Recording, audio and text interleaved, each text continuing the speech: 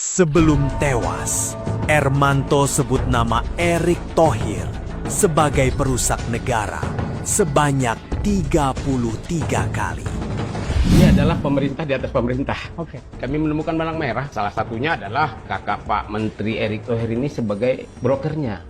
Senin, 2 Maret 2026 dini hari, di sebuah rumah di kawasan Jati Bening, Bekasi, seorang pria paruh baya tewas setelah dihantam dengan benda tumpul berkali-kali di bagian kepala dan matanya oleh orang tidak dikenal di dalam rumahnya. Pria paruh baya yang tewas tersebut adalah Ermanto Usman, seorang pensiunan karyawan Jakarta International Container Terminal.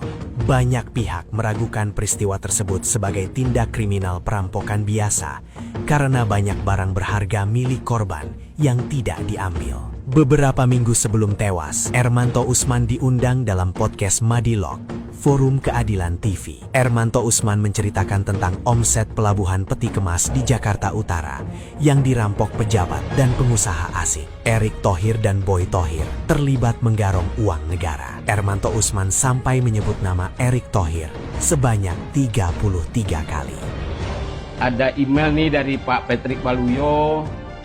Bagaimana dia menyampaikan kalau ini imannya nih. Iya. Nih, dari Pak Patrick Waluyo kepada petinggi Hutchinson nih. Di Hong Kong. Di Hong Kong ya. Ini kesepakatan premium yang didapat oleh Pelindo 200 juta US dollar dan 5 untuk JCT dan 50 juta. Ini broker kelas 1 kalau menurut saya sih.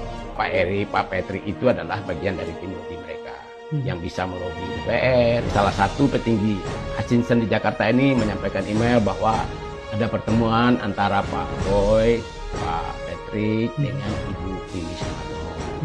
Erick Thohir memang diketahui sebagai salah satu bendahara geng Solo yang rutin menyetor uang ke majikannya.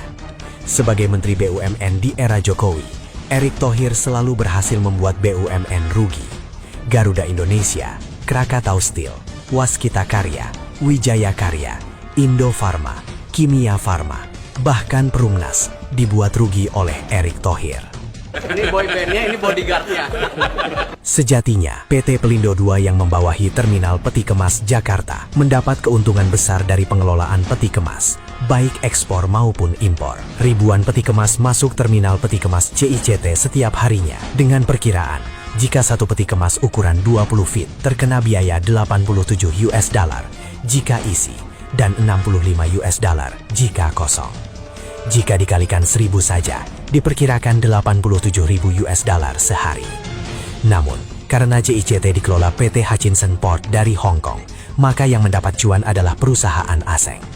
Erick Thohir sebagai Menteri BUMN tidak bisa menata BUMN untuk bisa meraih keuntungan dengan maksimal. Selain Erick Thohir, Ermanto Usman juga menyebut nama Boy Thohir dan Rini Sumarno, Menteri Perdagangan di era Jokowi. Ada kemungkinan Menteri BUMN dan Menteri Perdagangan setoran ke Solo dari hasil keuntungan BUMN. Pihak kejaksaan harus tegas dalam melakukan penyelidikan. Sementara masyarakat sudah kurang percaya dengan kepolisian karena banyaknya kasus oknum perwira tinggi kepolisian yang menjadi bagian dari kartel dan oligarki.